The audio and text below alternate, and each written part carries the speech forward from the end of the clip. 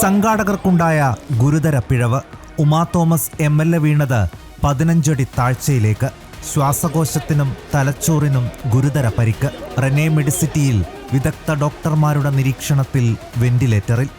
വാരിയെല്ല് തകർന്ന ശ്വാസകോശത്തിൽ കയറി രക്തം കട്ടപിടിച്ചത് വെല്ലുവിളി. ആശങ്കയുടെ മണിക്കൂറുകൾ.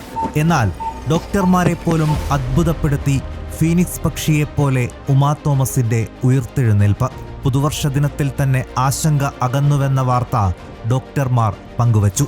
ശരീരത്തിലെ എല്ലാ മുറിവുകളെയും അതിവേഗം അതിജീവിക്കുന്ന ഉമാ തോമസിന്റെ മനോധൈര്യമാണ് പിന്നീട് കണ്ടത്. ആരോഗ്യ വിവരങ്ങൾ കൃത്യമായി ഫേസ്ബുക്കിലൂടെ പങ്കുവച്ചു.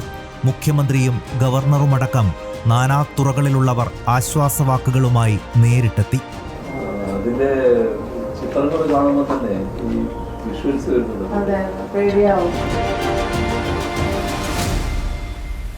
കർശന വിശ്രമവും ഫിസിയോതെറാപ്പിയും നിർദ്ദേശിച്ചതോടെ ആശുപത്രിയിലെ മുറി MLAയുടെ ഓഫീസ് കൂടിയായി.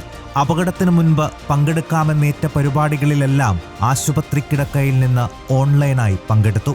ഈ തിരിച്ചുവരവില് നിങ്ങളുടെയൊക്കെ പ്രാർത്ഥനയുണ്ടായിരുന്നു എന്നുള്ളത് ഞാൻ വളരെ നന്ദിയോടെ തന്നെ ഓർക്കുകയാണ്. എല്ലാവരും വിളിക്കുന്ന ഓരോരുത്തരും എനിക്ക് വേണ്ടി പ്രാർത്ഥിച്ചിരുന്നു എന്ന് പറയുമ്പോൾ ആ പ്രാർത്ഥന തന്നെയാണ് എന്നെ തിരിച്ചു കൊണ്ടുവന്നിരിക്കുന്നത് എന്ന് ഞാൻ വിശ്വസിക്കുന്നുണ്ട്.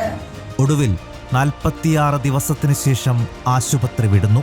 തിരിച്ചുവരവിനായി കാത്തുനിന്നവരോടായി ഒടുവിൽ ഫേസ്ബുക്കിൽ ഇങ്ങനെ കുറിച്ചു: ഹൃദയം നിറഞ്ഞ നന്ദിയോടുകൂടി എല്ലാവരെയും വീണ്ടും കാണാൻ ഞാൻ ആഗ്രഹിക്കുന്നു.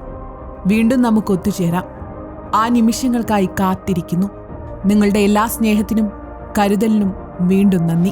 ചേർത്ത് പിടിച്ചു എന്നുള്ളതിൽ സത്യം പറഞ്ഞ സന്തോഷം പറഞ്ഞറിയിക്കാൻ വയ്യ. അത്രയ്ക്ക് സന്തോഷമുണ്ട്. നാടാകെ ചേർന്നതുണ്ടോ? News desk reporter.